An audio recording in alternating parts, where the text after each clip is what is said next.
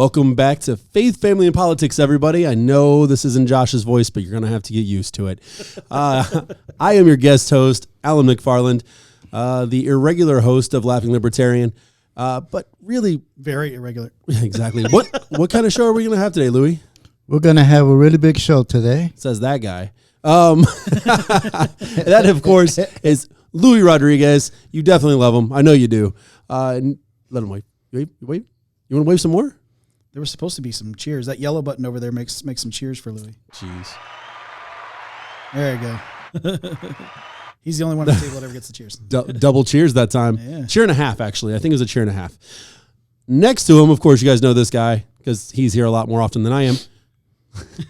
And bringing the message today, Josh Cummins. Hey. He got a cheer. That's a cheer. Yeah. You didn't get the half. I gave it the Fat Albert, you know. To my left, however, special guest, David Waters. We had a little joke beforehand. Right. Do you want to tell everybody out there and what you do, what you want to talk about, or present yourself? Sure. Well, my name's David Waters, which you pronounced correctly. Thank you. Hi, David. Yeah, thank you. And I'm from Vincennes, Indiana. That's where I grew up. And currently I work at the Honda assembly plant out in Greensburg. But prior to that, I worked as a pharmacist in the state of Colorado and the state of Indiana. And gave up that profession because I just couldn't poison America anymore. That's fair. So, of course, we're going to have a pretty deep dive in on that here in a little bit. So Stay tuned. stay tuned. Of course, before we get into everything else, make sure you like, share, subscribe. I know you already have. And if you're subscribed, of course you are. Hit the bell. Just hit that bell. Hit it. Ding, ding. Hit it now. Okay. Anyway, Josh, do you have a title for us? Yes. So this week, the message will be called Forgive Yourself. Because we all need to learn how to forgive ourselves. Excuse me. I need a cough button. We forgive you. Yeah. We forgive you for the coughing. Yeah. But forgive me too. I'm happy you can do that. So, do you want to lead us in some prayer? Yes. Father God, we want to thank you for this time that we get to have here on episode 67 of Faith, Family, and Politics. It's a big accomplishment, I think, and it's all because of you, Lord. You brought this crew together and brought these brothers together in all different walks of life. In your Son's heavenly name, we pray. Amen. Amen.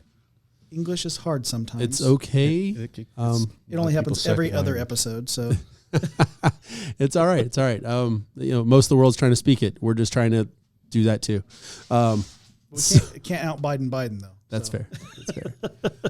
So, do you want to dive in and take the reins here? Yes. So, forgive yourself. That's something that we all struggle with, is being able to forgive ourselves. When we get out in the world and we do something that we feel that's done wrong, it can hit home for some of us harder than others, because we're just like, man, I really messed up there. And then I have the tendency to replay interactions in my mind. Like, if I come up to somebody and I say something that I like to eat my shoes a lot as a metaphor, because that's I just a lot of ums here today. English. Yeah. So I eat my shoes a lot because I'm saying the wrong thing at the right time, and I do it a lot. And then I replay it in my mind. Oh, I could have said this. Oh, I could have said that. Oh, I could have said that. And I do this over and over. And man, I just destroy myself with that. But we do have a capacity for forgiveness. We have and the Bible tells us in Romans chapter 8, verse 1, there is therefore now no condemnation for those who are in Christ Jesus. So if we have Jesus in our hearts, then we don't have to worry about doing the whole say the wrong thing. Like, I mean, it's not that we're not going to mess up. We do still need to apologize.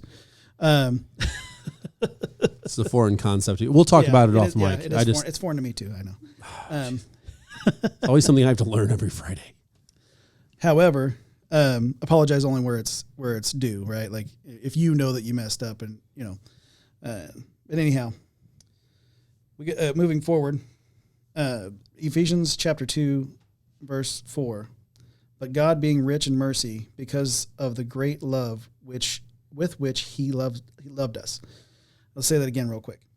But God, being rich in mercy, so He's given us all the mercy. He's loaded. To be able to allow that to ourselves as well, because He's our Heavenly Father. We want to carry that within ourselves as well. He's rich in mercy because of the great love with which He loved us.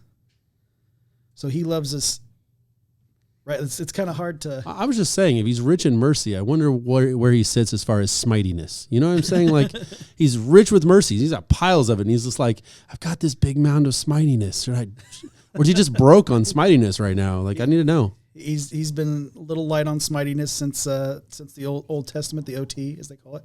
Sodom and Gomorrah is happening again. He seems to be like less smitey.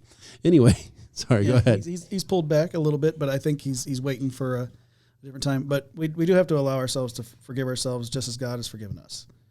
And I'm going to go around real quick.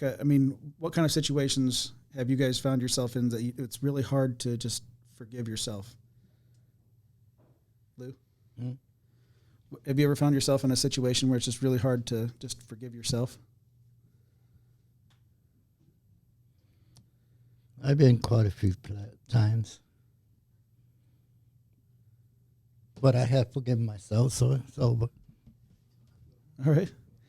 And David, have you had situations where you've gotten into, said the wrong thing or? Well, it's not so much said the wrong thing. It's just that I didn't say the right thing. And, and what it was is I didn't stand up for myself, really. And I allowed myself to be bullied. And, you don't, it wasn't necessarily a physical thing, but it was being browbeat. Yeah, getting browbeat at work. And that's, I've learned from that, but no, I still, when I think about that day, I'm slowly forgiving myself. I'm getting there. That's an in progress, and this is 30 years ago. It's difficult, right? It's like that's why I wanted to start, because this is going to be the first part of a series. So we're actually starting with. This will be forgive yourself. The next part of the series will be forgiving others, and then the final part of the series will be God's forgiveness. Unless, of course, he gets a ton of views on this, and then he's going to break it down even further. It's going to be like forgive yourself, and then he's going to go individual. Forgive the dog is going to be one of them. And sometimes you got to forgive your dog. Yeah, sometimes you have to. See, look, now we can branch out. This hits. Let's see what do we want. We want 500 views. 500 views, then we do a 10-part series. I'll tell you what. If we can get 500 shares, regardless of platform, we'll go cross-platform. So, what about you, Alan? You ran into well, he said his was 30 years ago. Mine was about 30 minutes ago, saying I would host a show. I had to stop and forgive myself for that. No, I'm just kidding. Mine. It just comes from being competitive and things, and there's a couple different things. I'm gonna go with two here. Making a bad decision in a game because I let the whole team down. That is one thing that I've always I've hated about myself. You can't just go, okay, there's 5 or 10 of us on this team. Someone's going to be, when you lose, sometimes there's bad decisions, but when the ball's in your hand at the end of when the buzzer goes off, you hate it when you don't, win it for everybody. But beyond that, it's, losing my temper or something, when my daughter was little. And, you just have a bad day and everything's compounding. And then suddenly your child that's, 5 or 6 or whatever, does the wrong thing. And then you kind of pop off a little bit. And then you're like, no, this is the child. So then there's that moment where you have to forgive yourself because you did wrong. And then you have to look at the child and explain that, you're human and that you have to apologize as well, even though you're an adult. Right. So right. It's just that. I mean, those things are kind of my moments where I had to forgive myself. Yeah, and to add to that, like for me in particular, I've even people at this table, if I'm being honest, I've said things that I didn't, or even over there in the producer's booth, they're nodding their heads. Yes. I've said things that, I talk about eating my own shoes. Hey, it's on camera, you guys are getting your It doesn't count over there. adjudication now. So he rules with an iron fist. they'll all pay for it later in lashings. But no. Anyhow, I've said things or even done things that, it was really hard to forgive myself. It was really hard to not only come back and apologize or how do I approach this? How do I come back to these individuals and say, hey, I did this wrong. I'm really good at actually usually apologizing without apologizing. That's kind of my thing. But the people who know me, they know that's my version of an apology. The words "I'm sorry" only come out when I'm talking about it, not when I'm actually saying it. So that's just my personality. But yeah, that's the instances I think as far as in recent history that I've ran into the most. And hey guys, I'm here, right? You good? Okay. I'll forgive myself for that. So the reason we have that capacity also going into 2 Corinthians chapter 5 verse 19, that is in Christ God was reconciling the world to himself, not counting their trespasses against them, and entrusting to us the message of reconciliation. So he's letting us find our own reconciliation through him. So now that we've got Christ in our heart, now we can find our own reconciliation. What's going on with the producer's booth? I see a lot of laughter and following along. And okay, you found my notes. Is that where? Yeah. Okay. Cool. I always make notes because I'll get myself completely lost in my message if I don't, or I'll do what I'm doing now, rambling on. So examples of these actions needing forgiveness. It was in Exodus chapter 2, verse 11. This is Moses. It says, one day when Moses had grown up, he went out to his people and looked on their burdens, and he saw an Egyptian beating a Hebrew, one of his people. He looked this way and that, and seeing no one, he struck down the Egyptian and hid him with sand. Struck down, I'm pretty sure in that instance, it's a polite way of saying he probably killed him. I'm guessing. Exactly. Thank you, Sterling. So sometimes we do things in anger, and we've got to learn to be able to forgive ourselves, even for things that are that big. Now, obviously, there's rule of law. You murder somebody, you're probably going to prison forever unless you're Hunter Biden. But there is forgiveness. We'll once again, when we get to that final part of the series, you'll find out exactly. So you got to stay tuned. You got to keep every time I'm on this green mic. You got to make sure you're coming back because you got to find out how you're going to get that. How you're going to forgive your dog. Yeah, that too. Because otherwise you'll just never know, and you'll just be looking at your dog and all mad and like, I missed one. I feel like I missed one of the episodes. There it is.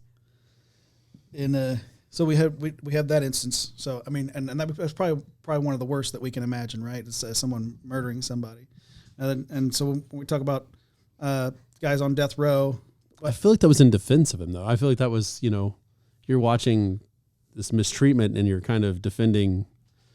I don't know, but there are other ways to handle the situation. No, it's murder. It's just murder. Yeah. That's it. Yeah.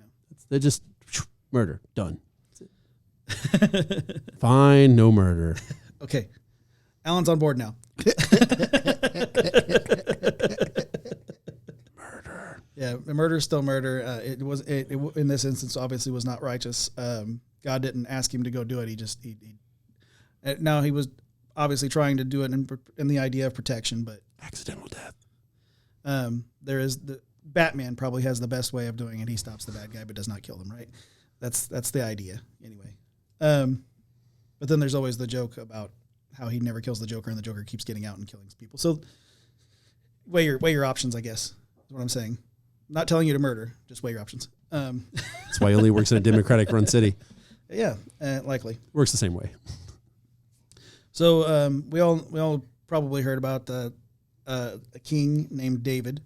I don't know if you're familiar with King David or not, Mr. Waters, but in 2 Samuel chapter 11, verses 2 through 4, it says, "It happened late one afternoon when David arose from his couch and was walking on the roof of the king's house, that he saw from the roof a woman bathing. And the woman was very beautiful. And David sent and inquired about the woman. And one said, 'Is not this Bathsheba, the daughter of Eliam?'" I don't know if I said that right. Did I say that right, guys? It's the redneck version. We'll go with it. "And the wife of Uriah the Hittite. So David sent messengers and took her. And she came to him, and he lay with her. Now she had been purifying herself from her uncleanliness. Then she returned to her house." All I'm saying was it was called a peeping David until he became king. He was king at this time. He was a peeping king? Yes. Peeping king? There's Yes. something there. Yes, there is something there. Leave it. Sleeping dogs shall lie, Alan. So, in this instance, the king did something wrong. Now, later on, he does go to God and He forgives himself. He forgives himself, yeah. And he actually lays himself out on the floor, on the ground. I believe he was wearing a shirt that was very, I don't know. I guess the modern term would be like called a hair shirt, It said on it, "Make America Great Again." It might have. No, it was much like a burlap sack, I guess. Its material probably would have been. So, I mean, imagine if you're wearing an old sack of potatoes that you turned upside down and it cut some holes. Probably ain't too comfortable.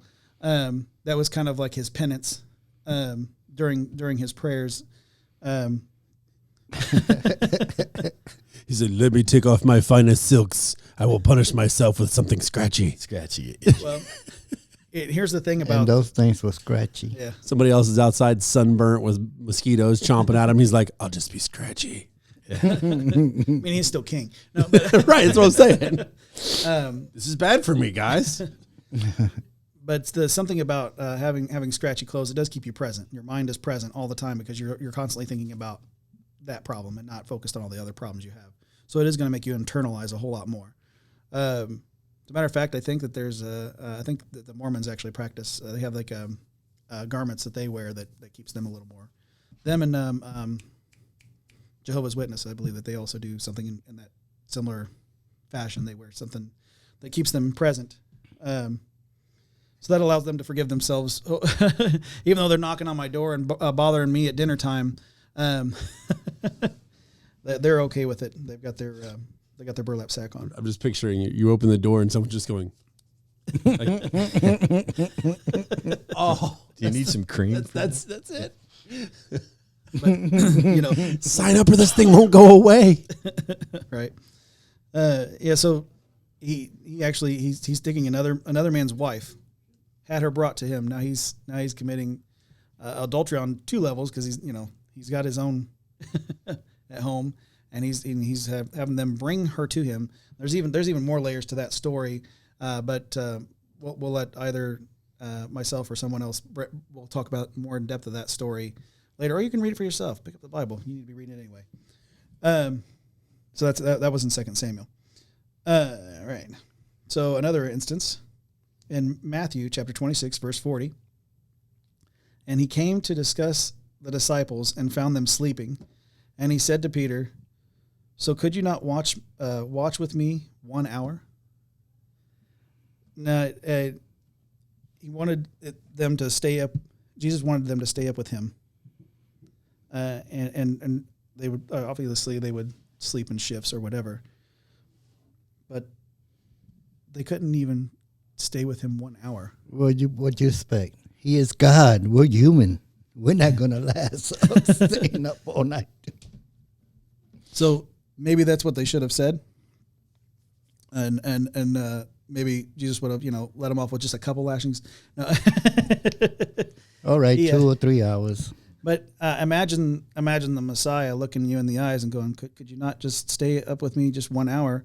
Now, obviously, lack of sleep is not nearly as bad as trying to catch a few extra Z's is not as bad as adultery or murder, but when you're talking with God, sin is a sin is a sin is a sin, and Jesus directly asked them for one thing. And when God speaks to us and He asks us to do something, we should probably listen. There's a whole story about a guy named Jonah, and we can go into that story at another time too. Got swallowed up by a great fish, and he didn't listen to God either. So they all fell asleep, right? Yeah, they all fell asleep. Every single one of them. And I'd be like, fine, start the sand timer. What do you want to talk about? But he asked, what's going on in your life, Jesus? What'd you do today? He's like, you were with me. I've been standing here for an hour watching you guys sleep. Get up. Who forgot to put on the alarm? Yeah. Look, we all understand, you're about to get smoked. That's why you have all this adrenaline and you're staying awake. The rest of us, we're kind of running low right now. Yeah, but he just wanted them to stand by him.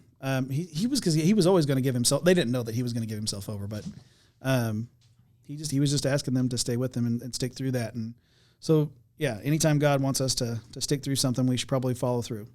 But we can also, just as we've talked about the reasons that they might have fallen asleep, allow ourselves to be forgiven.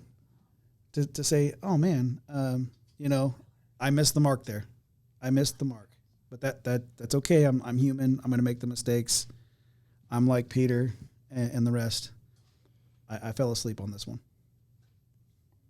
We're not like David, though. Don't be a David. Peeping David. Yeah, you don't want to do that. Don't be a King David in particular. For sure. And well, I'd say don't be like Moses in that instance either. So Murder's fine. Yeah, it's okay. We do not. Faith, Family, and Politics and Revolver Broadcasting does not endorse murder. Accidental death's okay. That's a lot of stairs that guy fell down. No, I'm just kidding. So we even have verses that back up the reasons we should forgive ourselves. So if we go into Philippians chapter 3, verse 13 through 14. Brothers, I do not consider that I have made it my own, but one thing I do, forgetting what lies behind and straining forward to what lies ahead. I press on toward the goal for the prize of the upward call of God in Christ Jesus. What do we think is being said there? He's talking with the disciples, and it sounds like, I would say, he's not considered about looking into the past. Kind of like you might have heard this line in Lion King. It doesn't matter, right? It's in the past. Yeah. And yes, the past can hurt. But we should be looking forward. We should be looking ahead. Because we have Christ in our hearts. We know what we've done. Let's look ahead now. Let's forgive ourselves. See the theme? And move forward. Because Christ is right there. So in Micah chapter 7, verse 18, it says, "Who is a God like you, pardoning iniquity and passing over transgression for the remnant of his inheritance? He does not retain his anger forever, because he delights in steadfast love." So if we're out there in anger, right? If we're out there in anger, we should probably, now that's not to say that we're not going to be angry. We're allowed to get angry. But we can turn that anger into love. As actually, Sterling and I had a good conversation earlier this week about past anger becoming a great amount of love that we didn't even know that we had the capacity for. It was pretty fantastic conversation. Thank you for that, Sterling. But we have to try to keep, like it said in Philippians, look forward in love, And that's how we can externalize that anger instead of saying, hey, you did this wrong, and hey, I can't. Slowly roll. Hey, I understand that this is happening this way. Now, we're all guilty. We're all guilty. We all get mad. I just preface that right now. We all get mad. We all fly off the handle sometimes. I'm guilty too. I'm not saying that I don't. Ask my wife. She'll tell you. But the way we're supposed to handle it is with love. Right, Lou? That's right. And, and God delights in this. Does he not? Yes, he does. It doesn't always work out that way, but he does. Right? We're still humans, right? We're still going to mess it up. Sometimes it results in... Fine, you guys won't say it. It's fine. We'll just keep it moving. Oh. Only Alan McFarland endorses murder. I just accept it. I don't endorse it. Oh, okay. That must be a libertarian thing. It's the ultimate get off my lawn. It is. It is. So in Micah chapter 7, verse 8, it says, rejoice not over me, O my enemy. When I fall, I shall rise.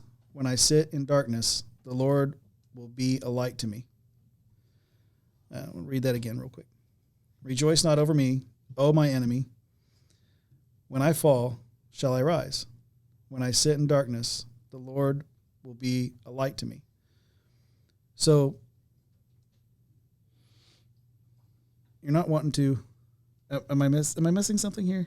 I'm just trying to gather my thoughts, and I hear whispers. So it's real. It's making me real.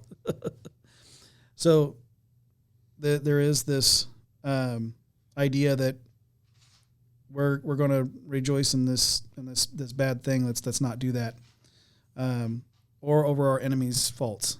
Now, obviously, we kid a lot on this show. We have a lot of levity, but we're not looking to harm someone with our words. So we're not looking to delight in that. But when we do fall,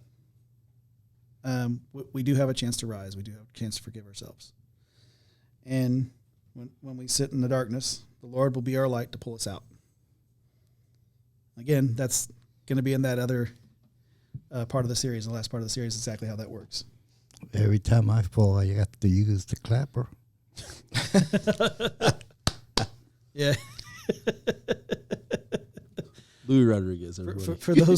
For those who are too young, the clapper is a apparatus that you plug into your wall, and then you plug in your device, and in order to turn the device on and off, you clap your hands a couple times, and it's programmable, I believe.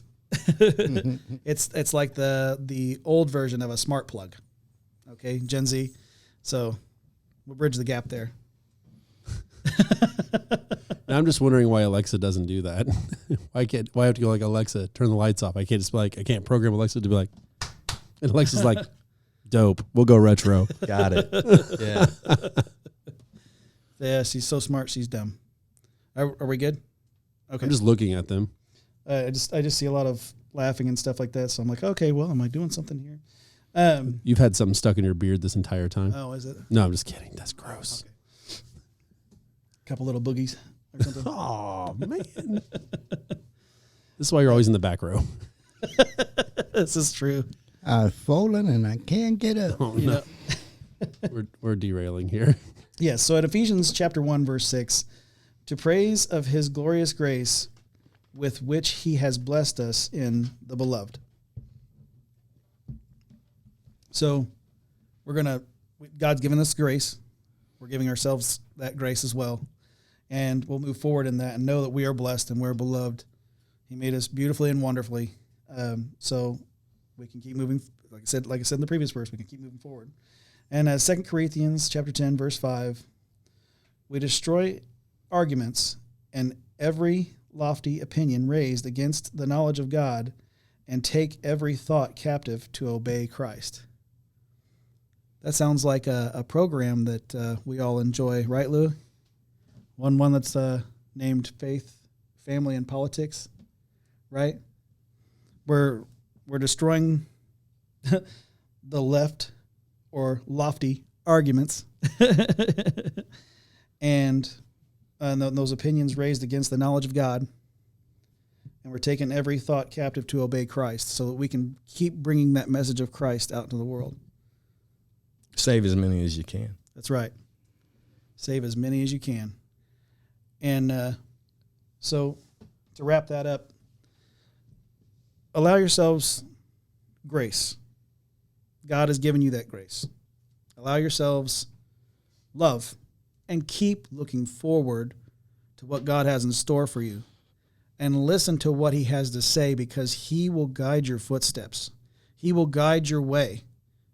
And he'll show you exactly how to love, where to love, and how to express all the things you're feeling. Because all too often, especially in modern society, people get all kinds of caught up in their feelings. And we think it's a reason for a lot of harm that's been done, especially to our younger generation. That's what I got today. So do we awkwardly stare at you so you can get a good transition here? Speaking of transitions, you want to introduce our special guest again? Yes. Yeah, the next segment. Well, this is where you take over the show. So, okay. As you've all heard, he has a background here, but he has a couple things he wants to talk about. And now, you really want to hit home on the opioid crisis, right? Well, yeah. I mean, there's a laundry list that Josh and I went over of topics, and we thought tonight we talked about the three levels of government: federal level, state level, and local level. And then different issues that are germane to each one of those levels. And for tonight, we thought we'd stay with a local issue, and that would be the opioid crisis, and then how locally we respond to this particular issue and how it hits and affects our communities. Okay, yeah, I have quite a few little things on this too, so this would be kind of fun to talk about. Let's see. I mean, do you want to kind of lead us into your experience with this, and of course with your background? Sure. Well, I'll start with, it was 2013. It was July of 2013. And at that time, I was working as a pharmacist for a major chain here in central Indiana. And I was a floater, is what they referred to me as, because I would fill in at whatever location needed staffing. So one day I could be in Richmond, Indiana. The very next day I could be in Terre Haute. The next day I could be in New Albany. And that's how itinerant the schedule was. So this time in 2013, I was in Richmond. I was going to say, two of those cities you named have really, really bad problems with really huge problems with opioids. All three of them do. Oh, really? Okay. Oh, yeah. And everywhere does. So yeah, it's a national crisis for sure. Oh, it hits every community. And so there was at the time, it was a 20-year-old and a 19-year-old female. They came in together, and they had been at the local doctor. Everybody that in the pharmacy industry knew who this guy was, and all you saw coming out of his office was orders for Suboxone. So are you familiar with that drug? Yes. Okay. Yep. You might want to explain that to the audience if they're not familiar. Suboxone is a drug that is an opiate mixed with an anti-opiate. So a lot of people on heroin, they use it to come down as a kind of a halfway point, a step down, correct? Yes, the Suboxone contains two ingredients. Is that like a patch that you put on and it glues on you? No, that Suboxone comes in a film that dissolves in your mouth. Oh, okay. Yeah, or it can come in a tablet. I don't believe they really make the tablet, or it's prescribed very much anymore because of the film formulation. But this is a Suboxone. If you use it properly, you put the the film in your mouth, and you let it dissolve, and it absorbs across the lining of the mouth. And it delivers one of the two ingredients to the bloodstream. And that one ingredient that it delivers is buprenorphine, which is an opiate.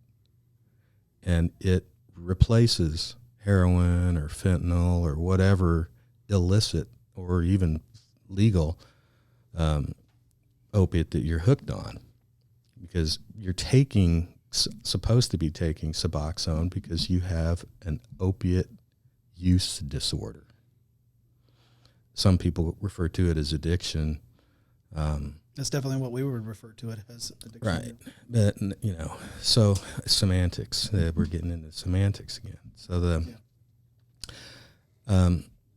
one sounds nicer, right? Right. It does. And that's why they choose these words. Right. Because, no one wants to be an addict. No one wants to have an addiction. Those things have negative connotations. Right. And so you'll see how that semantics plays a role in how insidious this is. So you're replacing one opiate with another opiate. So I mentioned that there were two ingredients in Suboxone, and one absorbs across the lining of the mouth and is able to get into the bloodstream and then make its way to the brain. And it's at the brain stem. It's right at the top of the spinal cord. As the spinal cord's transitioning into the rest of the brain, that's the area that this drug needs to get delivered to, that buprenorphine needs to get to. The second ingredient that's in Suboxone, it can absorb across the lining of the mouth, but it is processed in the liver so quickly that it is inactivated, and not enough of it can remain in the bloodstream long enough to be delivered to that portion of the brain. And that second ingredient is naloxone. And naloxone is the reversing agent that you give a person when they're overdosed. Right. That's the stuff you spray up their nose. Yeah, Narcan. Yeah. Yeah, so that's, I have a couple of friends who are firefighters, and they work in some of the worst areas, and they say, every single Friday they're Narcaning the same people. Yeah. They get their paycheck, boom, Narcan that night. Yeah. So Narcan, or naloxone, if you put if they would spray that in the person's mouth, it doesn't absorb across the lining of the mouth to a great extent. And then what does is processed by the liver so quickly that it's never has a chance to work. But if you spray it up their nose, well, that's a different kind of tissue up in your sinus passages. It's more permeable. More drug can get across that lining of that tissue faster and in a greater amount. And yes, it's still processed by the liver, but the liver's not that quick. And it doesn't take, if enough Narcan can remain in the blood long enough to be delivered to the brain and displace the opiate that's causing the overdose. And so that's why it takes a minute or so for the Narcan to work once you spray it up their nose. And I haven't personally witnessed it, but I've heard people talk about it, that, yeah, they're down. They're blue in the face. The foam's coming out their mouth and the nose, and you zap them with some Narcan, and boom, they're up. And usually wanting to fight. Yeah, they're up swinging. Yeah. So It's almost like an adrenaline shot in that way, I guess. Right. So my question, and I understand if you don't have the knowledge on this, and that's fine, but Narcan is supposed to cap off certain delivery points to protect them from the drug that's there, right? And that's what I've heard, I've read. But it wears off after a certain period of time. If you can't get that person, if you can't get that level down, or you can't get them stabilized in an amount of time, they basically go right back into overdosing. Narcan is some of the drugs that people abuse have such a long half-life. Okay. And so if Narcan and, let's say, the offending opiate, if Narcan and the offending opiate are present in the bloodstream at the same time, they're both competing for the same receptor site, the same location. But that location can only accommodate one or the other. Like a traffic jam. Right. And Narcan, even though it has a short half-life, and even though it's got this availability in the, to get into the bloodstream long enough, but once it's in there, it's a bulldog, and it'll push the offending drug out of the way. That's why it's useful for overdose. It's such a bully that it just literally pushes the other drug off the receptor site and then sits itself on the receptor site and prevents the offending drug from reestablishing attachment to the receptor site. So once Narcan kicks that offending opiate off the receptor site and positions itself on the receptor site, you are not experiencing overdose anymore because the drug isn't stimulating the receptor. The offending drug's not stimulating the receptor site, and Narcan will not allow the offending drug. But your liver is constantly filtrating the blood. And once the liver removes enough Narcan out of the blood, well, that Narcan that's occupying the receptor site's going to let go. And now that receptor site is vulnerable. And if the offending drug, if you've had enough of it, or if it has a long enough half-life, it can reoccupy the receptor site and throw you right back into overdose. So Suboxone is the combination of an active opiate, buprenorphine, and the reversing agent, naloxone. And they mix the two, and the goal is to get you from stop using heroin, stop using OxyContin, fentanyl, whatever. And so they're trying to get you hooked instead of being hooked on these more powerful opiates. They're transitioning you to a less powerful opiate, but an opiate nonetheless. And they mix naloxone in with Suboxone because if you use it inappropriately, you're going to run the risk of getting naloxone into the bloodstream, delivered to the brain, where that's going to throw you into immediate withdrawal symptoms.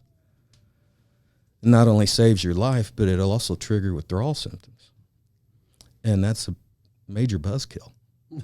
So, that's the science behind it is not so much science. That's the science behind it. The politics behind it is they consider Suboxone an abuse deterrent formulation. So they mix it, put it in this film, and if you use that film properly, you're okay.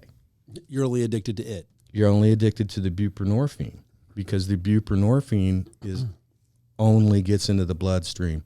Naloxone doesn't go across the lining to a great extent. What does get across is so metabolized so quickly. So the buprenorphine is delivered. The naloxone's not. If you try to use Suboxone in any other way, some people have liquefied it and injected it. Well, of course, the naloxone's going to be in your bloodstream. So, boom, the naloxone being the bully that it is, it's going to kick everything off, buprenorphine included, and that's going to be immediate withdrawal symptoms. And that's what that's what people are trying to avoid. When they say they go in to get a treatment for opiate addiction, okay, so what's the difference? You're trading one opiate for another opiate, and here's where the semantics comes in. And really, what it boils down to is what's the difference between addiction and chemical dependence? Nothing. Yes, there is. According to the experts. Okay. And I'm not deemed an expert. I've tried to explain this to politicians and whatnot, and my credentialing isn't strong enough whatever words come out of my mouth don't seem to hit home because I don't have the proper credentialing behind my name. But nevertheless, it doesn't mean what I say is accurate. So the way I distinguish between addiction and chemical dependence. Addiction has negative behaviors associated with it. You don't brush your hair. You don't brush your teeth. You don't take a shower. You don't eat regularly. You don't pick up the kids from school. You don't do normal things because you're spending all your time trying to go out and find more drug to feed your habit, and you stop doing all the things that a normal, healthy person would do in order to maintain themselves. So you smell bad, you look bad, and you just live for the drug. You live for the drug. It's like an alcoholic versus a functional alcoholic. Right. And so that's exactly. And so, but to be treated with Suboxone, well, a successful treatment right now is considered, you're still chemically dependent to the drug. If you don't get your opiate, you're going to suffer withdrawal symptoms, and no one wants that. But at least you're combing your hair, you're brushing your teeth, you're picking up the kids from school, you're eating regularly. You can even hold a job. So you're treated. You're not addicted anymore. You're just chemically dependent. And that's where we are today in the healthcare community. And, of course, people that work in the addiction treatment industry will not, they will describe their services in a different light than I do. I'm very, very critical of their services. It's interesting. Oh, sorry, did I cut you off? Oh, no, good. It's interesting because using chemical dependency as a word, and then understanding that they don't recognize certain medicines and what they do as making you chemically dependent. For instance, I was on Zoloft for years, right? We all know, I mean, if you have someone on Zoloft and you take them off, they have massive withdrawal, depression, anxiety, headaches, sweats, all these different things, right? Yeah. But they don't look at that as chemical dependency. Right. That's not something they look at as that, but it's like because they prescribed it, right? They prescribed it. It's because it's prescribed, it's good. Mm-hmm. It's a legal drug. It's a good thing. We want to help you. We want to help you. Well, thank you. Thanks for helping me. But if I don't come back in 6 months because of something and you don't prescribe me another, I had this with a doctor. I switched doctors. Mine retired. Mm-hmm. And the next doctor basically came from a background of chemical, different abuse of drugs. And she was like, I need you here every 3 months or I'm not going to write you another prescription. And I went, so you got me addicted to a drug. They try to control you. And I was like, you got me addicted to a drug, and now you're telling me I have to come back every 3 months or you won't give me that drug. Yeah. And the drug is to keep me from killing myself. Not saying I was going to, but just saying. Is to keep me from having those dark moments where I think about it. And now you're going to cut me off from it, which will spike those 10-fold what they were before. Interesting. I like how you do that. Well played. Yeah, so the antidepressants, selective serotonin reuptake inhibitors. That's what a Zoloft is. If you would have had a name like Dr. Fauci, maybe they would have listened to you. Yeah, but since you don't. Well, and that's what one senator from New Albany told me. He goes, what's your background? What credentialing do you have? What licensing do you have? Well, I'm a registered pharmacist. Is that all? Well, I understand I understand the chemicals. Yeah. But did I have the MA? Did I have the PhD? Did I have the clinical background? Did you learn in Harvard, and study in Harvard University or anything like that? Right. Yeah. It's like, they want a really expensive piece of paper behind your name in order to listen to you, and that's beyond ridiculous. Or a position on an organizational chart, such as director or CEO or something like that. But all too often, the people with those, not saying all of you, okay, if you're out there and you got those titles next to your name, but generally speaking, from my experience, I've met a lot of people with those titles next to their names, this higher ups as they are, they're usually dumber than a box of rocks. Pretty much. Just figureheads. Just figureheads. So here we are. Here Or I am again, bobbleheads. back in Richmond in July of 2013, and these two females come walking in, and they have their orders for Suboxone. And so, like I'm supposed to do, I pull up their record to review their, what other drugs are you taking, and How long they've been taking it. how long they've been, how many doctors are you trying to get this from and whatnot. And I see that both of them have been on Suboxone for over a year, one longer than the other. But both of them had been over a year. And they're both going to the same doctor, which is the doctor that ordered it today. And I'm looking at the dose, and instead of going down, it's going up. So and you're addicted to it, and we're going to keep feeding you more instead of weaning you off of it. it Fantastic. gets better. Okay. Yeah. So The reason they keep raising the doses is because you get used to the ones that you've been getting. The low ones you've been getting, they're not going to work anymore after a while. So they have to raise the doses. Right. The dose, whatever you call it. And Louis, you get right to the point, and that's the secondary point. But the primary thing was, I call the doctor and ask him, "What are you doing? What is the plan?" And then he questions, my authority. He says, "Well, who are you?" And I'm like, "Well, the state of Indiana very clearly says that I have a co-responsibility. My responsibility is equal and on par."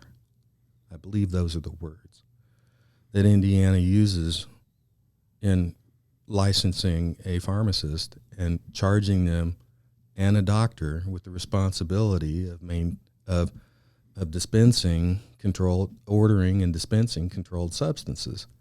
So if it's a controlled substance, which is every controlled substance is a prescription item, not every prescription is a controlled substance. So some prescriptions I don't have the authority.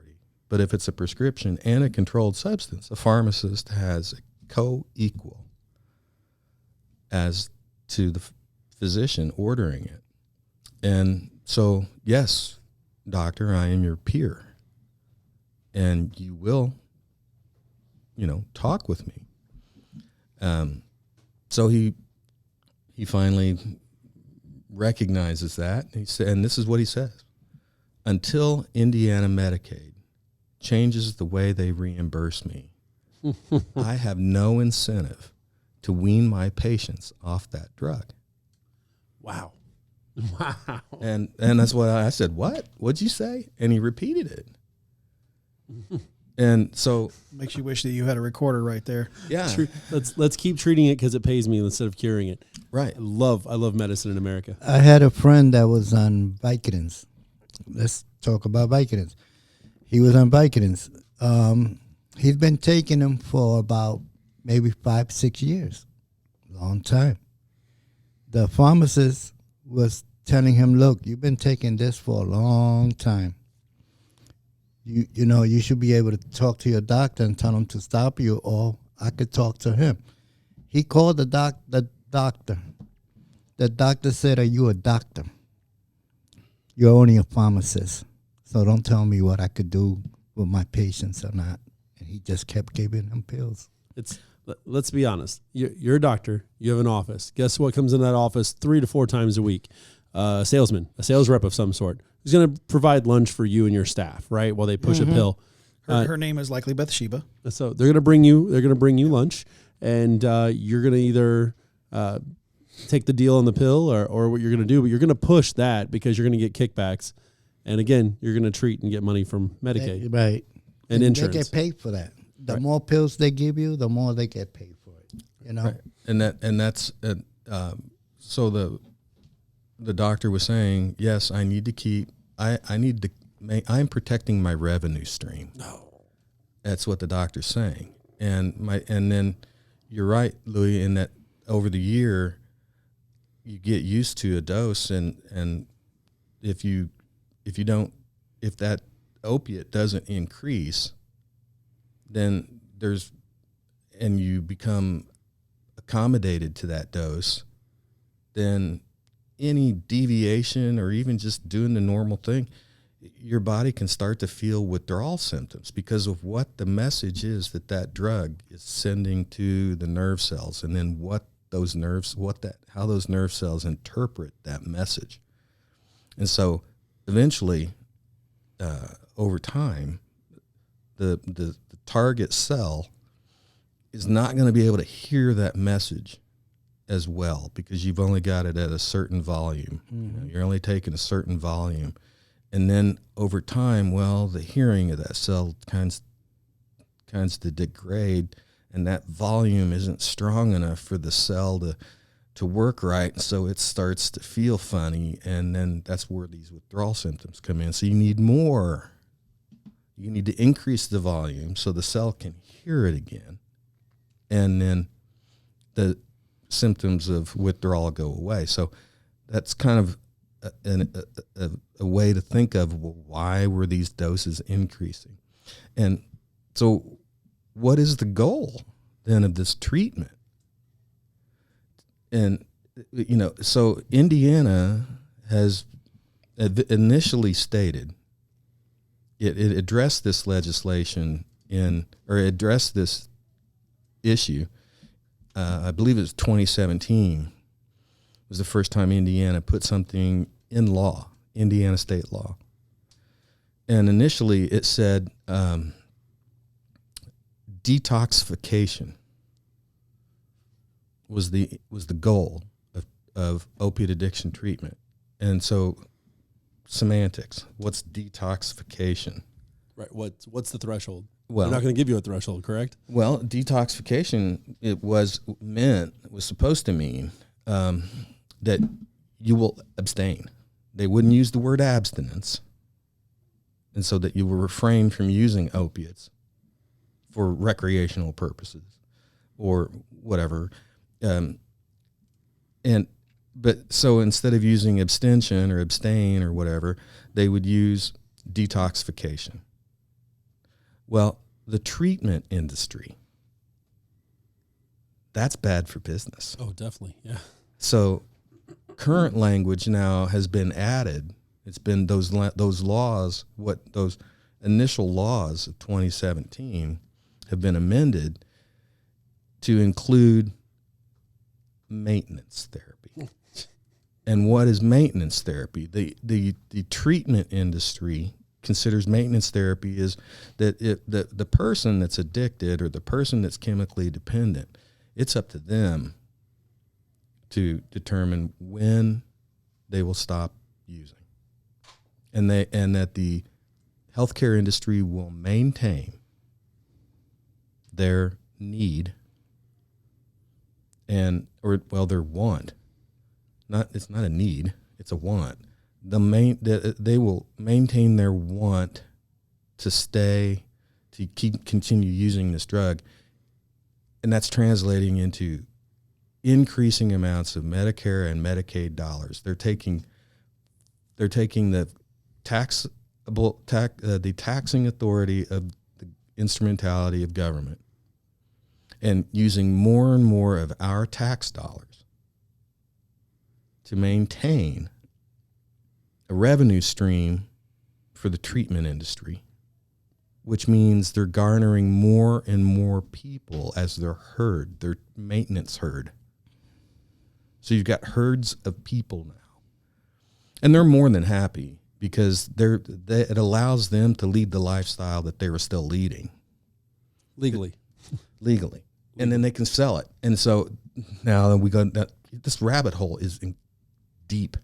And so people go in and they'll go to especially the ones that are covered through a government program, and they get these medications on the cheap. And it's been 4 or 5 years now since I've been active. So as a pharmacist, I gave up my license. It made me sick. There's a story about how that my last day of working as a pharmacist. Josh, I think you saw the video. Yes, I did. Yeah. So The Is it somewhere where is it public? yeah, Yes. it's on YouTube. Anything you want to share or? Yeah, I'm proud. If you want to tell everybody so they can, after they're done here, they can go check out the video. Yeah, sure. Yeah, I was working for, can I say the name of the company? I guess I could. Yeah.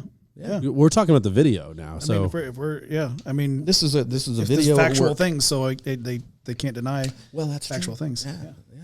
The video is part of a WTHR news report. Before you start, do you know anybody that got cured or decided to leave? No. Personally, no. They stayed hooked on it. Well, you don't really get to know when you're an itinerant pharmacist, you're a floater. Okay. You don't really get to know people.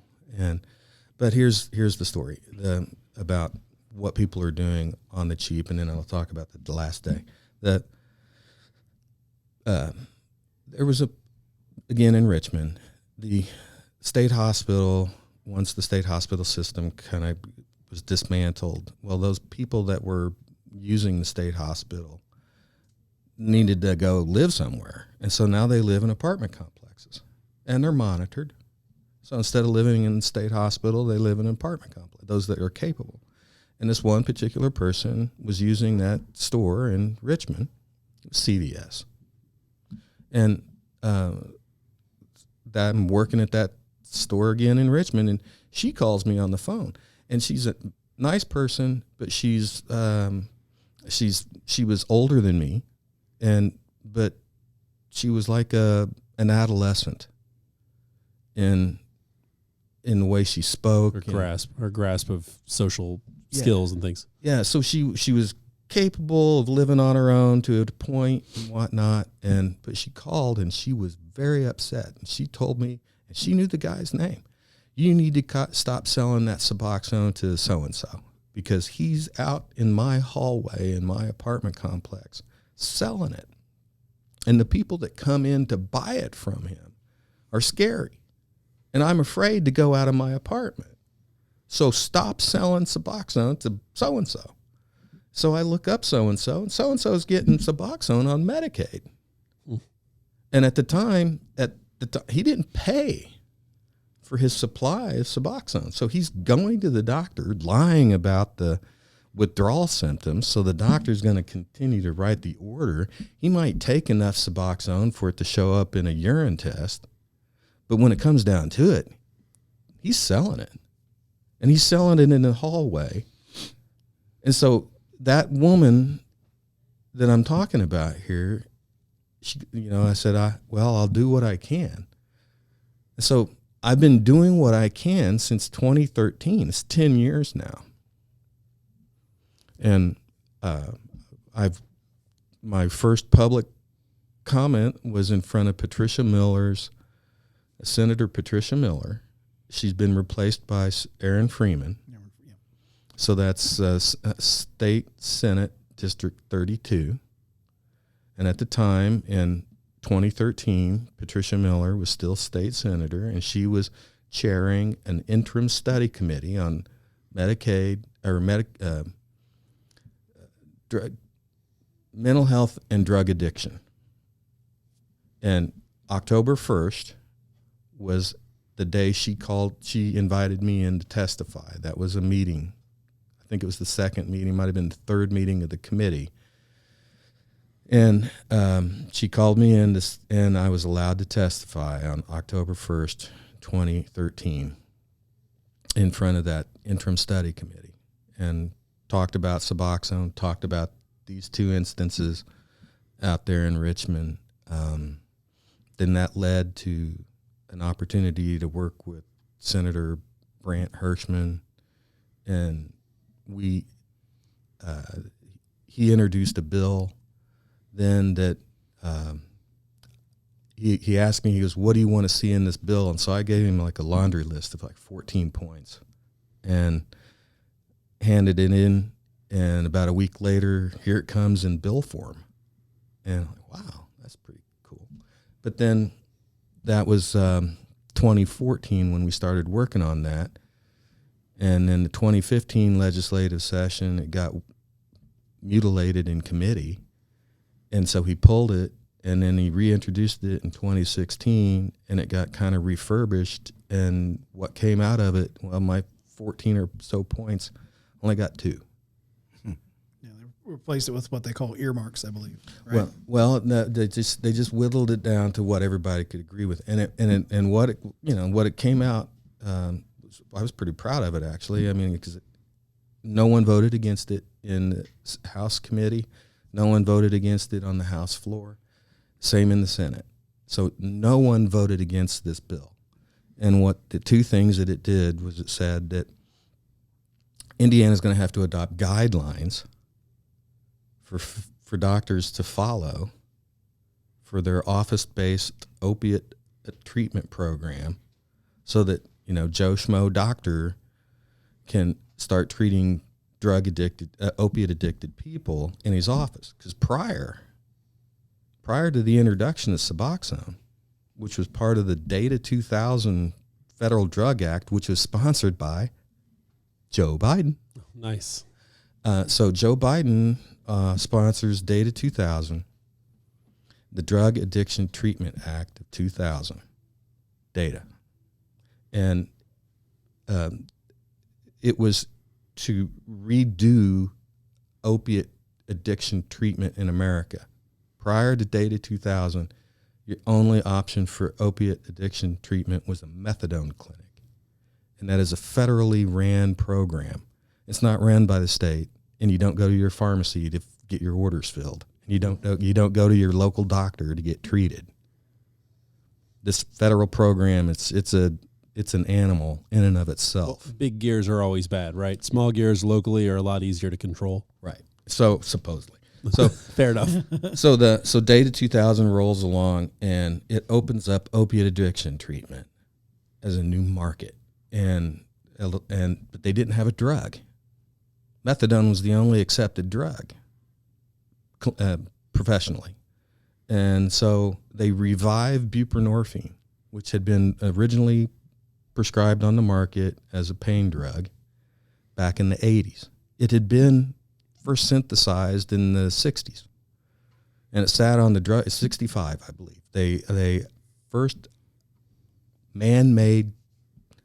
They make buprenorphine in 1965. It sits on the shelf of the drug company for 4 years before they get a patent, or before they find a use for it. Patented in 65, first use in 69. That's over in the UK.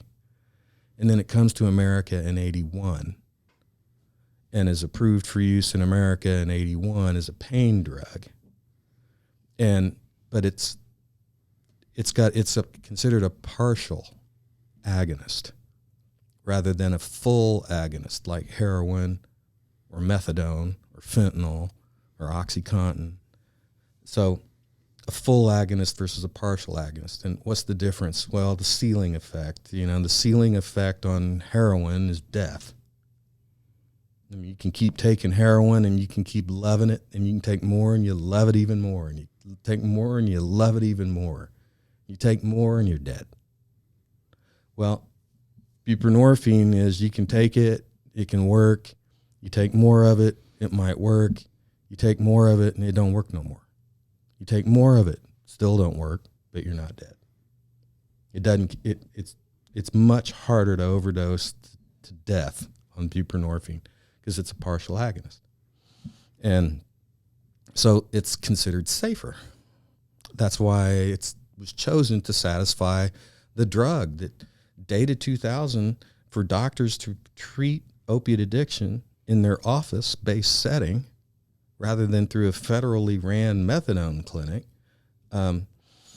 They weren't going to allow doctors to use methadone because it's a full agonist. And so they needed a drug and they didn't have one, and buprenorphine finally won approval as the drug to satisfy Data 2000 in the year 2002.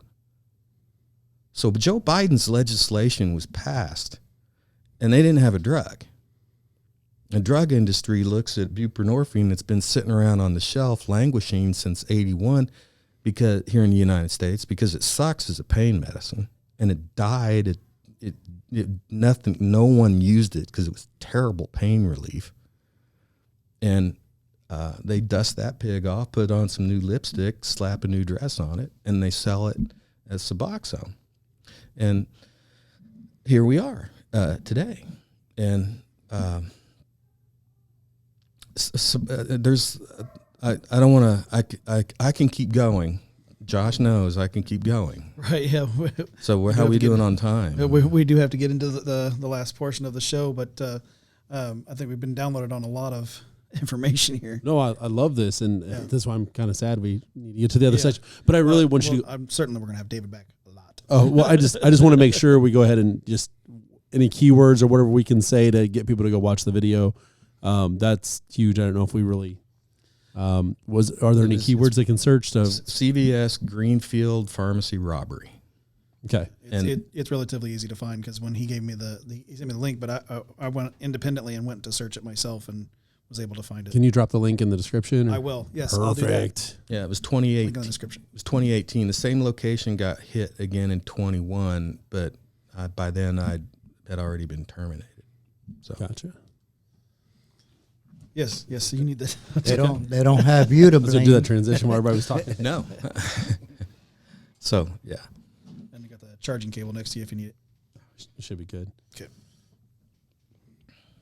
Okay, so speaking of addicts, I'm going to go ahead and start this off with our America's favorite addict, Hunter Biden.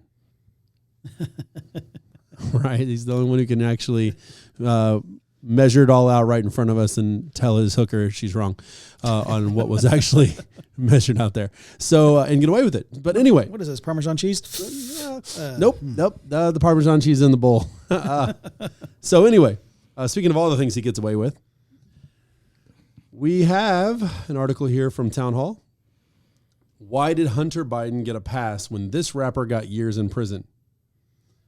And so it says, yesterday, the Department of Justice announced Hunter Biden will serve no time in federal prison after lying on a firearm background check from when he was addicted to Parmesan cheese. No, crack.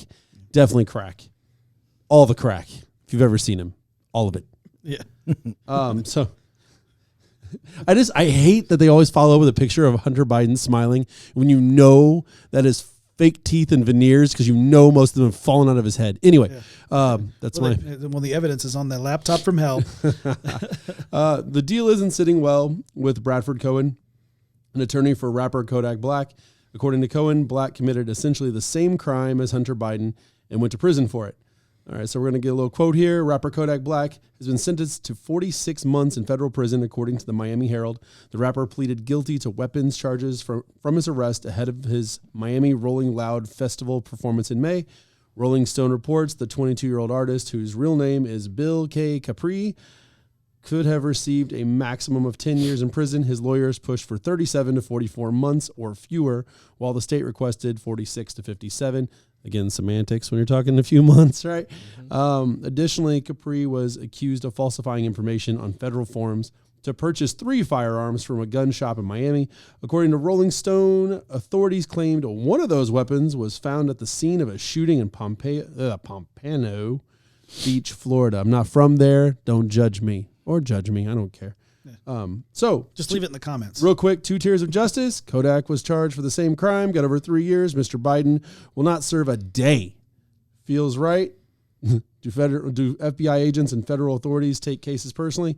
Cohen posted on his Instagram page. So anyway, 2 tiers, 3 tiers. How many tiers of justice do we have in America? Do we poor people, rich people, and political people? We got 2. The rich get out, the poor go in. That's what you got. The president, he's got pull over everybody out there. Plus, he's got the money. Who knows how many people he probably bought out to get his son out of what he's in. Because they took a long time. They were looking for finding ways of getting him out of what he got into. And now they finally found the remedy to get them out. And it's not right because people with money and rich people, they get away with murder. Look at OJ. He got away. So there's two standards. The rich get out, the poor goes in. I'd say with Kodak or Bill as he's known commonly, I guess that's what it said. Mr. Capri.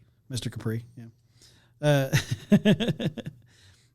William K. Capri, sir. My guess is with being a rapper, and I'm thinking that he's probably fairly well known. I don't listen to a whole lot of modern hip hop, but I have heard the name before, so I'm thinking that he's probably got some pretty good revenue stream coming in.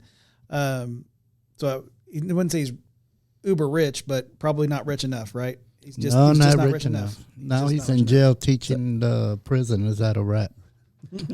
Well, when I always look at it as three tiers. I always look at it as the poor people who don't have a chance. They barely even have any kind of representation, right? Then you have the rich people who have the representation. They may serve some country club prison time, or they may buy themselves out, but at least they'll get convicted and it goes on their record, right? And then you have the politicians who it doesn't even go on their record, or in this case, the son. They just strike it down. They just strike it down. They just go, it didn't exist. What do we do about it? What do we do about it? Here's what I think. I knew you. So, it's our fault. It's our fault that we have two tiers or three tiers, or that we're even talking about tiers. It's our fault. Are we talking about the ones tattooed on our faces from prison time? Those kind of tiers. Perfect. And I think that's what those mean. Okay. So, Fair enough. It does. I only have one because I'm in that bottom tier. Yeah. So those tiers have something to do with prison time. I'm not sure what all that means. But the our Second Amendment. You guys, do you know how it starts? I was so afraid you were like, what the Second Amendment is, right? But do you know that's what you were going to say to us. Do you know how it starts? No, go ahead. I think it's got 26 words in it, if I'm not mistaken. That's it. It's only got 26 words.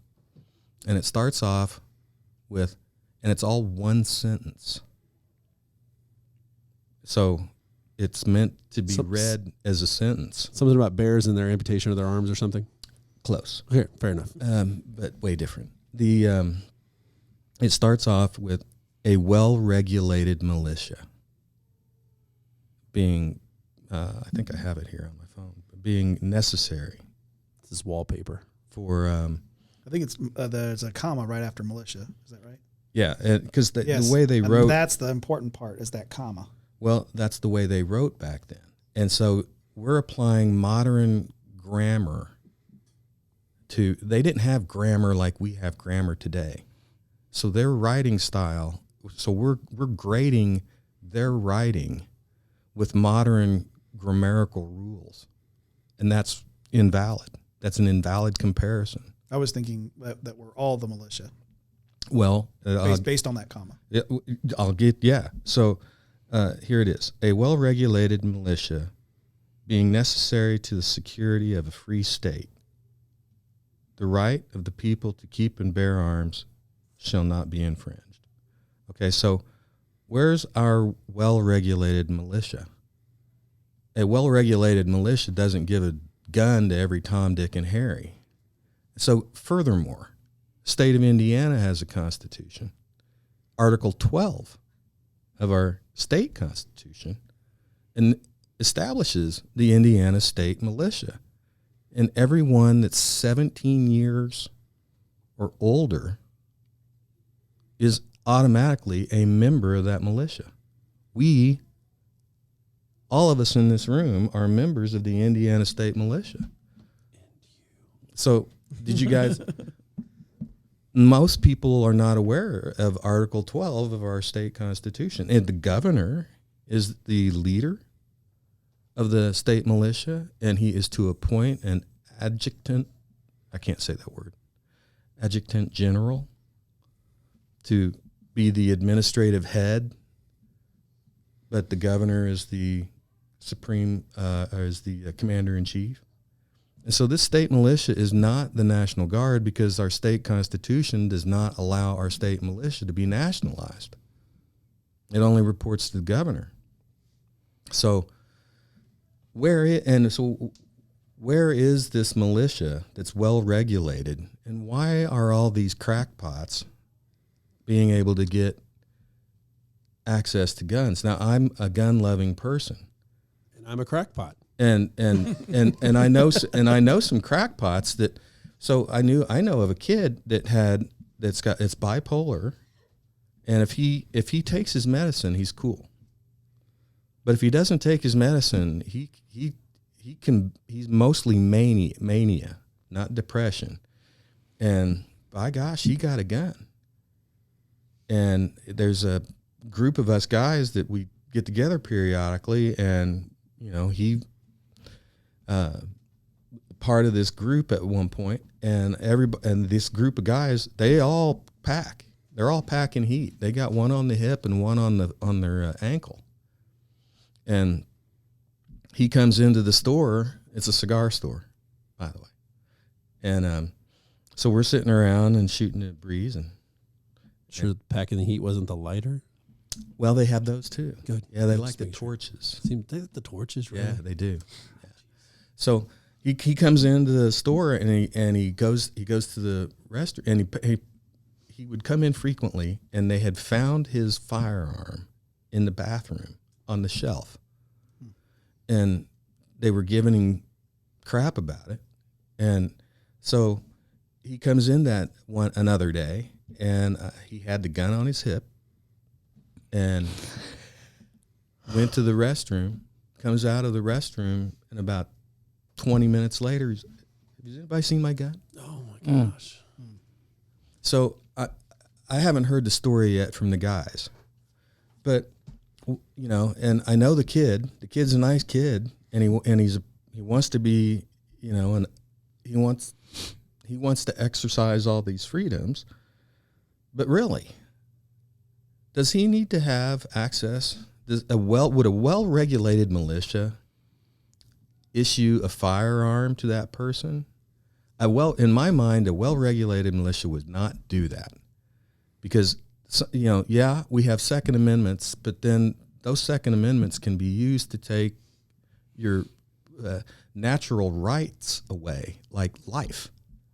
So no, not everybody needs to gain access and fully exercise their franchise at the Second Amendment whenever they want to. They need to be regulated and well regulated. There are times where that young man needs to be carrying a firearm, and then there are times where that young man does not need to be carrying a firearm, and that needs to be well regulated so that firearm isn't left on the shelf in the public bathroom. Do you see the steps here? Do you see the Russian nesting doll here?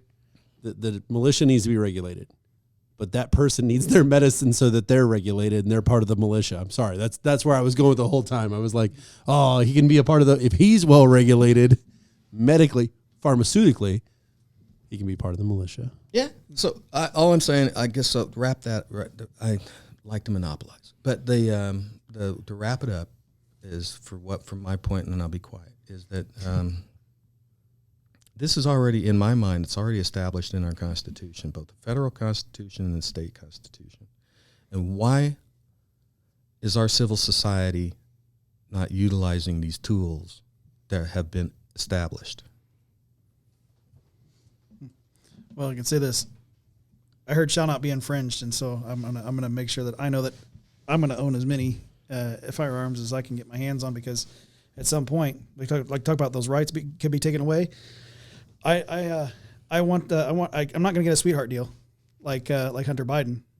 So if I'm gonna go out, I'm gonna go out swinging or shooting, as it were, with as much firepower as it is as I can handle, because I have big R God-given rights. I was born with them.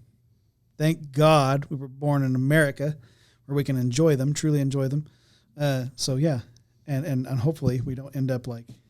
Well, Hunter, right now with our current legal Mr. Kodak Black. With our current legal system, Hunter gained access to that gun legally. But did he really need? His girlfriend threw it in a garbage can. Yeah. Crushman Elementary School. It's okay. Yeah. And that bipolar, you know what I will use them for? When we're having a war, and we're out there fighting, I give them a gun. I say, go kill all you want.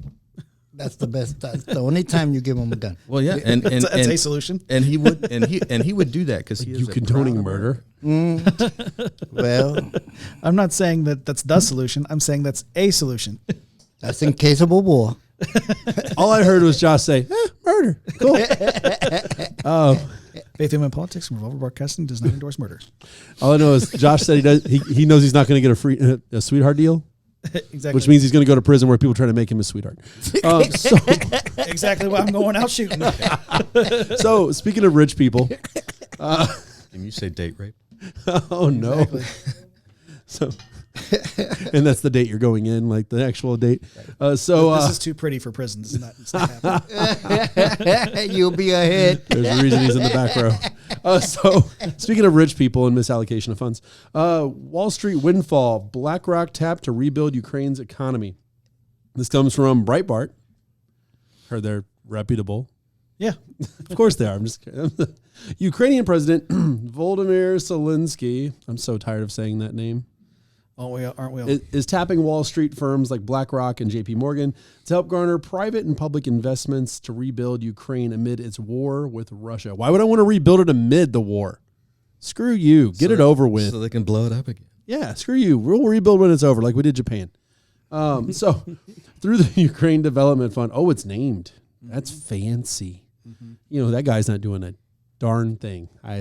There we go. Good censoring. Through the Ukraine Development Fund, BlackRock and JP Morgan will mobilize capital from private and public sector investors toward rebuilding the Ukrainian economy. According to CNN, well, Breitbart, why'd you do that? I don't want to hear what CNN has to say. As financial investors admit, they see the fund as a lucrative windfall. CNN reports private investors see a tremendous opportunity to invest in Ukraine's post-war future, according to Stefan Weiler, JP Morgan's head of debt capital markets for Central and Eastern Europe, the Middle East, and Africa. It's an opportunity to socialize the idea of the fund and its mission, which is to attract as much private sector capital into the reconstruction of Ukraine as possible, said Brandon Hall, co-head of BlackRock's financial markets advisory arm. Is he a Democrat? I want to give you two little quick things here, and then we'll start talking. Wall Street's involvement in helping English to rebuild Ukraine comes as journalist James O'Keefe published footage of BlackRock employee Sergey Varley, or probably Serge. Okay, we're gonna say Sergey Varley. No, Surge. Calls Yeah, it Surge. Yeah. Saying the country's war with Russia is good for business. I'll give an example. Russia blows up Ukraine's grain silos. The price of wheat is going to go mad up. The Ukrainian economy is tied very largely to the wheat market, global wheat market. Varley said, prices of bread, literally everything goes up and down. This is fantastic if you're trading. Okay. Yeah, that's the excuse for them laundering our tax dollars through Ukraine. They've got wheat. They've got Yay! and like you said, it's good for business, so that's how financiers have always looked at conflict, at war. That the Rothschilds, the Warburgs, the old money from Europe, they use war to make money. So you pitch an idea such as they have wheat to a country that complains about being gluten intolerant. Like, we have the highest amount of gluten allergy of any country in the world, and we're like, but they have wheat, guys. But they have wheat. And like 30% of our country's like, yo, wheat doesn't work. Yeah, it messes with my guts. I know that. All wheat does is help the plumbers. Right. And we have plenty. And the thing is there's plenty of wheat in this country. There's plenty of wheat coming from Africa, actually, believe it or not. There's more than enough in other countries. We don't need it from Ukraine. It's a big waste of time. It's just an excuse. It's just like when they take your tax dollars to say, well, they'll just say, well, we'll just say it's for roads, and they'll keep giving us their money because we all need roads. We all know that they do a fantastic job of keeping our roads, safe and potholeless. That's why they charge us with 4-wheel drive more. How dare you have 4-wheel drive? Well, I wouldn't have 4-wheel drive if your roads are actually taken care of with my wheel tax you're making me pay. I need to be able to get over those gigantic holes that are in the road that you never fix with my money.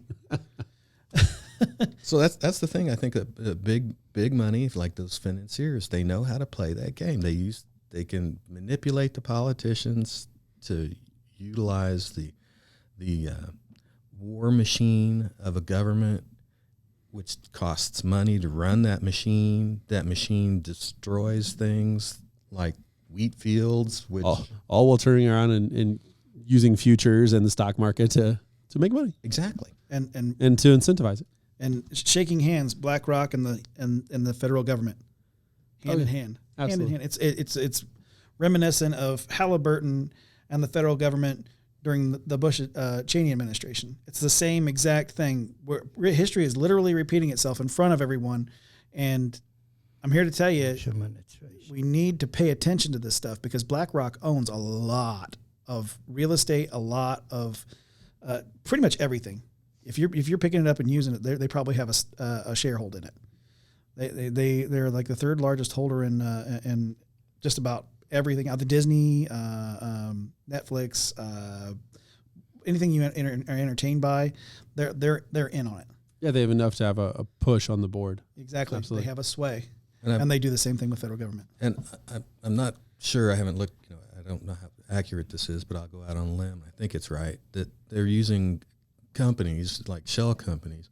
It won't necessarily say BlackRock on it, but BlackRock owns them, and these companies are these residential. I'll buy your house. Mm-hmm. You know, That's exactly where I was going. Yep. So a lot of the properties, and I know this because I did some canvassing here in Marion County, and you look at the property cards, and they're out-of-state real estate firms based in Texas, Fort Worth, Texas. I'm thinking of one. I showed you a picture of it. It's usually from a P.O. box, too. A lot of those things will say P.O. Yeah. Business is located in a P.O. box. Right, and it's tight office space. And that company owns that house here in Marion County over on 79th, off of 79th and Township Line Road. So they turn around and rent these properties out. And then the people that want to own. It allows them to further launder money and become even richer. Right. Yeah.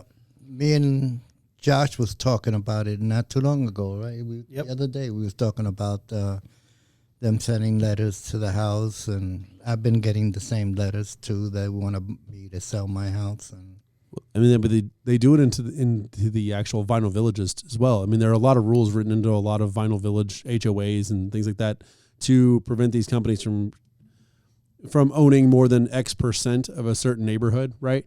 But then when you have things like BlackRock, where BlackRock is actually partially owned by other investment companies that are just as bad as they are, right? They own each other. So what ends up happening is you have BlackRock come in by their 30%, and then they hit a cap. And HOA says, well, okay, you can't own any more of this neighborhood because you have too much power on the board. So then someone who works with them buy some as well, and then this is how everything works, right? So they buy enough of every single thing, even homes, to where they can manipulate the rules. Mm-hmm. And they're working together, even though they're separate companies. So what can you do, right? And you can't really tear them down because different labels on the same entity. Exactly. That's how you. Like I said, further how you launder money. You just each other. Yeah. Hey, Josh. Oh, thank you, Josh. Yeah. Hey, Louie. It's I don't get in. We'll put you in some point. Okay. All right. 2 shows. That's you got right. 2 shows. I got it. 2 shows you can get in the money laundering. That's cool. All right. Sorry. Oh, Patriot Act. No money laundering here. Nothing to see. Hi, everybody, and you too. But the thing is, like Ukraine, right? Why we definitely went after BlackRock there. We should. They deserve it. But Ukraine asking for more money and more money and more money and more money, especially after we accidentally undervalued the weapons we gave them, so we have to give them more. That's fantastic. But it's funny that everybody else destroys these countries, but yet the United States has to come in and pay and rebuild. Right. Well, it's a kind of a proxy war like Vietnam. We didn't go into Vietnam necessarily to win. We had all these rules of engagement. You couldn't bomb in Laos. You couldn't bomb in Cambodia. You had bombing restrictions on Hanoi. You couldn't unleash the full might of the military, so you went in there and you wasted our military lives and our resources and our blood on this nonsense. The military is to kill people and break things, and it's not to be kind of, if you're going to unleash, be timid. Yeah, you're going to be timid. Yeah, if you're going to unleash the thing, unleash it and then let it go do what it does. And what it does is horrific. But Vietnam, the reason Vietnam, it was a military war. It really wasn't even a war. And the reason we lost is because these people were fighting underground, coming up on us. It was a different warfare. But we lost that war. You might as well say we lost. And then we had to go and rebuild exactly Vietnam and put their forests back up and houses. And we had the opportunity to give Ukraine offensive weapons, and we didn't. Yeah. I have a solution. Instead of sending all this money and these weapons over there, we just send them thousands of boxes of Hello Kitty Band-Aids and call it a day. And I hear that we have another article. I mean, we do, but we were talking about Vietnam, and I just thought, we'd go from that and just say, speaking of other things that have imploded, U.S. Coast Guard states all 5 aboard lost Titan submersible are dead. And this is coming to us from the Post-Millennial. I hate to make jokes, but that's just how it is. I mean, unfortunately, sometimes they bomb, sometimes they implode. The U.S. Coast Guard confirmed on Thursday that those who were aboard the Titan submersible are now dead. That's very straightforward. They're now dead. Yeah. A spokesperson said that the debris that was found shows that the Titan passengers could not have survived the destruction of the pressure chamber. A remote operating vehicle discovered the debris on Thursday morning in consultation with experts from within the Unified Command. The debris is consistent with the catastrophic loss of the pressure chamber. The Coast Guard immediately reached out to the families and offered their condolences. The Titan was approximately 1,600 feet from the bow of the Titanic on the seafloor. The investigation is still ongoing and comes after debris from the wreckage, including the rear cover and landing frame, were found. An ROV is continuing operations on the seafloor. Debris compromising the totality of the pressure chamber was found. So basically they went down, probably a crack in it somewhere, some kind of weak point, and imploded. And I think the biggest part of this for me has been the simple fact that they've known this for days and days and days. And granted, people are going to say, well, they had to make sure, right? You can't just go off the sound that one person on a boat hears or one person in a submarine hears, or the sound that those people didn't hear. But still, they knew for days, and instead they said, those people probably are running out of oxygen. Yeah. And then meanwhile, a whole lot of bad things are passing through while we're watching a news story that, I mean, I'm not trying to be a jerk here because everybody's life, I'm bummed that they passed away. That's really awful. I'm not one of those people like, oh, they're rich, who cares? No. We'll pray for their families at the end of the show. Absolutely. But it's the simple fact that we watched as these lives supposedly were hanging in the balance as the Hunter Biden stuff slides through and all this other stuff slides through and doesn't make the news rounds. So anyway, I'm going to stop talking and bounce it out to you guys real quick. Well, it's kind of like here's what's going on in the left hand. Don't pay attention to the right hand. Right. Yeah. Right. Here's the shiny object. Don't pay attention to the man behind the curtain.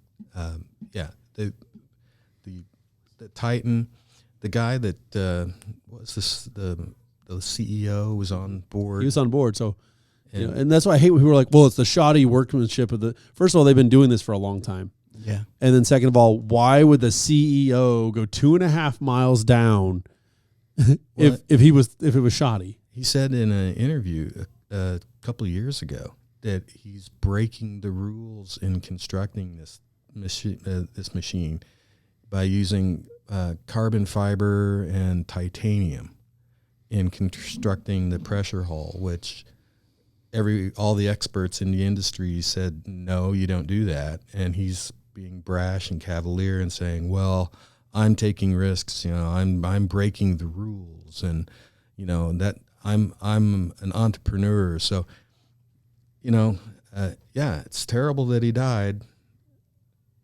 But I'm all for taking risks, but they should have tested it with, not people. Well, they've made trips. I mean, but not to these depths. Okay. And the certificate. And here's the other thing. Because they said they've been taking people to the Titan. They were also told. Yeah, a lot. They were also told to use rivets and not bolts. They still went with bolts. Rivets seal. Bolts can be rattled, and under pressure can even break. In that interview that he did a couple of years ago,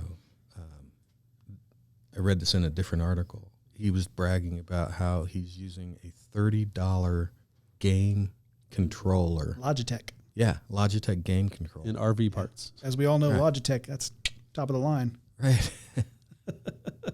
to steer the machine. Mhm. So That's to tell you can't depend on any machines. Machines break down just like humans break down, you know. Can't depend on them. It's a shame that happened. Yeah, I mean, and He shouldn't even be taking risks with live people, doing things like that. You know, that's wrong what he did. You know, he got all those people killed for just to prove a point about something that he think it was right. Well, and furthermore, he it's like David was talking about. He pushed away these ideas that they're telling him, like, this is what works. Mm-hmm. The reason he pushed those ideas away is because the ideas were coming from middle-aged white men. He was too focused on the what we call DEI, or diversity, equity, and inclusion, which I'm all for if you want to include people. But, you know, if you're working on a project, you want the best. Yeah, as long as you're the best. I mean, It doesn't matter what color you are, Yeah. or how young or old I you don't are. I don't care what color the hands are cutting into my abdomen, but I want them to be the most skilled hands. right. Period. You know, Exactly. I want an A student when I go to the doctor, right? I don't want the C student. I do not want the C Hey, student. hey, the last person in the graduating class, for their doctorate, is still called doctor. Exactly. I just don't want them cutting on me. And that's the problem. So he purposefully hired young people in of a diverse crowd, but they didn't necessarily have any of the credentials, and that definitely didn't have the knowledge as per their death. I mean, he just Say had depth. Is that depth? Sorry. The depth of their depth. Sorry. depth, Water jokes. depth. It works Ocean both jokes. ways, unfortunately. And these lives could have been saved. They could have prevented this if they had just listened to reason. Like I said, take risks all day long, not on human life. Not on human life. I mean, Could you imagine how confident you would be, though? Like you smack down your $250,000 and the CEO's like, I'm going with you. And you're like, yeah, the CEO's going, I'm good. Like, he's not going to put himself in harm's way. we're going to think about this, like Elon Musk. They keep testing these rockets and testing these rockets and testing these rockets. There's no people in those rockets. I wonder why they're not putting people in the rockets, because they know what happened not too long ago, where it went up and didn't last 4 minutes in the sky and it exploded and came back down. You know, that can happen. They want to weed out those possibilities so that when they do finally put humans in there, they want to have the most likely possibility that they're going to get out of the atmosphere and into outer space safely. Then explode. Well, it's Let's hope not. Hubris, right? It's hubris. The hubris kills them, and here they are using this machine. How many times did they use it? How deep did it go? How many times did it go to that depth? The stresses that material, the machine's made out of, are we sure that material is still in good shape? Was it maintained? Yeah. And that's a huge thing, right? Like, yes, they've gone to that depth. They've been doing this a long time. But are they maintaining their equipment, right? It's like the airport. You never know when you're going to get on a plane that's well maintained or not. You could go down that day or not. Yeah, you never know when the engine's going to fall off. Yeah. Because you stress fracture on the rivets or the bolts or the... Maintaining is one of the number one things when it comes to a boat, a plane. You got to always check them, always be inspecting them, because you never know what could happen when you're up there in the air. Anything could happen. Even on things like, I don't know, a podcast, we run tests every week, don't we? We run tests every single. They're nodding their heads over there for the audio listeners, so you don't, because you can't hear the rattles. But but we run tests every single week because we want to make sure that you're getting the best product. Now, obviously, our lives are not hanging in the balance, or I hope not. I mean, audio and video wise, but I don't know if the product's the best. The best thing that Just we kidding. can put out. Best right. we can put out. Best we can put out. Best we can hope for. So- And yes. Go ahead. Oh, go ahead. No, go. I don't know what to say. We're pretty much well over time, and I've been seeing the same signal from Sterling. Do you think Elon Musk is using monkeys to send up in space? Not yet. I hope he don't, because we might have a Planet of the Apes. I was thinking what we definitely have learned is the difference between maintenance and non-maintenance is the same as addiction and chemical dependency. So, are you maintaining your teeth and hair? Chemically dependent. What are they? What are my teeth in hair? Do I even have teeth in hair? Who cares? Till you need to bite down. So, anyway, I guess we are a little over time.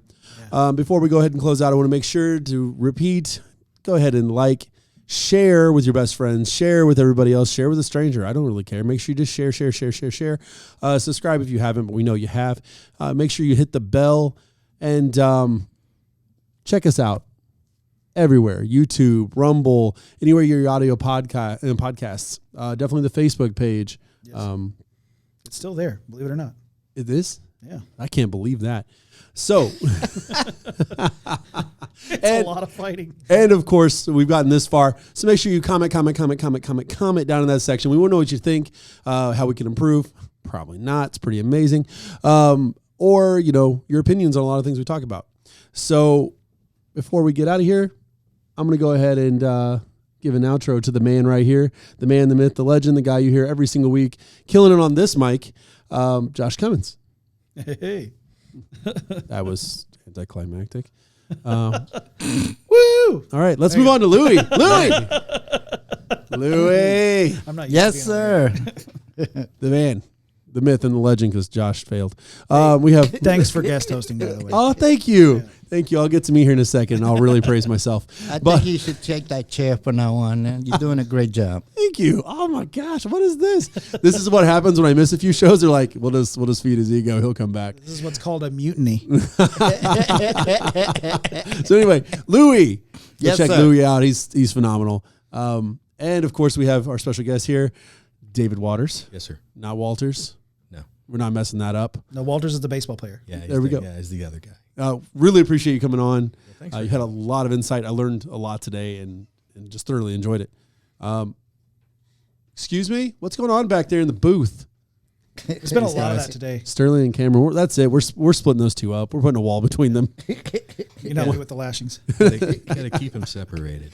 And, make sure you guys come back next week. Something's going to be great. It's always great. I've been your guest host, Alan McFarland. I will eventually make something on Laughing Libertarian, I promise you. I just hate editing, and it's summertime, and I'm busy, and you're tired of me whining already, but that's really my reality. So anyway, more will come. Don't bring the kids to my show. Make sure you bring them here, and we'll see you next week.